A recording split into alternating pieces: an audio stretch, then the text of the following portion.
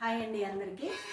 ఈరోజు మేము మా అంగన్వాడీ సెంటర్లో ప్రీ స్కూల్ పిల్లలతో పాటు ప్రెగ్నెంట్ లాక్టేటింగ్ మదర్స్కి అందరికీ కూడా రోజు ఫుడ్ ఇవ్వడం జరుగుతుంది. ఒక తను ప్రెగ్నెంట్ అని తెలియగానే నమోదు చేయించుకున్న తర్వాత తను ఏ జాగ్రత్తలు తీసుకోవాలనేది మా అంగన్వాడీ సెంటర్లో వాళ్ళకి వివరంగా మేము చెప్పడం జరుగుతుందండి.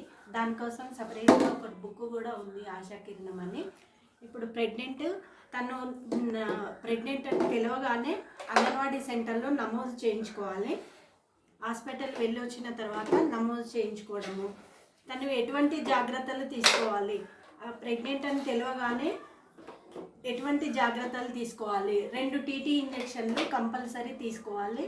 తను 3rd మంత్లో ఒకటి ఇస్తారు, మళ్ళీ 5th మంత్లో ఒకటి ఇస్తారు, లేకపోతే 7th మంత్లోనే ఇస్తారు.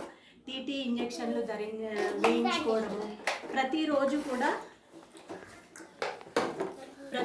కూడా ఐరన్ ఫోలిక్ యాసిడ్ ప్రతిరోజు కూడా ఒక్కొక్కటి ఐరన్ ట్యాబ్లెట్, నెలకి 30 ట్యాబ్లెట్లు కంపల్సరీ వాళ్ళు తినాల్సి ఉంటుంది.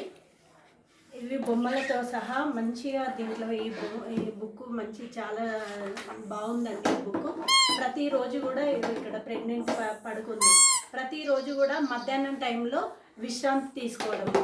వాళ్ళు ఎక్కువగా వర్క్ చేసినా కూడా మధ్యాహ్నం టైంలో 1 గంట సేపు తప్పనిసరిగా విశ్రాంతి తీసుకోవడము బొమ్మలతో సహా చూపించారండి ఈ బుక్లో.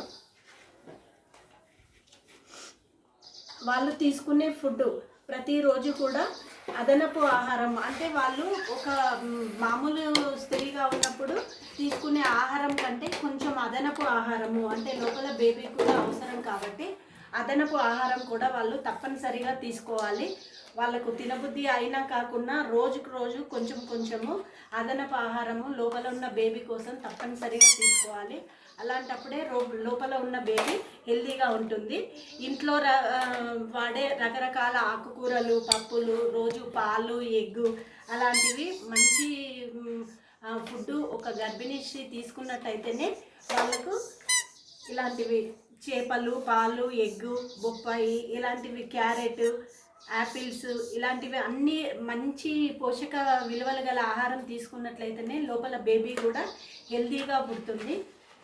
దానికోసము ఇక్కడ ఇటు సైడ్ అన్నీ వాళ్ళకు కావాల్సినవి ఉన్నవి, ఇటు బొమ్మలతో సహా మంచి చక్కగా ఈ బుక్లో వేయడం జరిగిందండి.